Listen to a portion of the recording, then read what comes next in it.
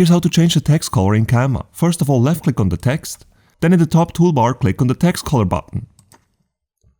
You can then either use one of the solid colors right here, simply click on one of these to use it, or if you have a very specific color in mind, you can always click here on the color wheel, and then find your color using the color wheel right here.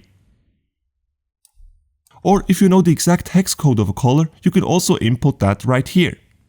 If you would just like to change the text color for certain letters in your text, then here's how you do it. First, left click on your text, then once again left click so that you can see the text cursor, then left click and drag to highlight the letters that you would like to change the color for.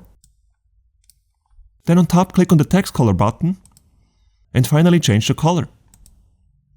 Here's also a little bonus tip for you. If you really like a specific color that is used in an image, for example this one right here, then there's a simple way to use that exact color for your text. Here's how you do it. First of all, left click on your text, then once again on top click on the text color button.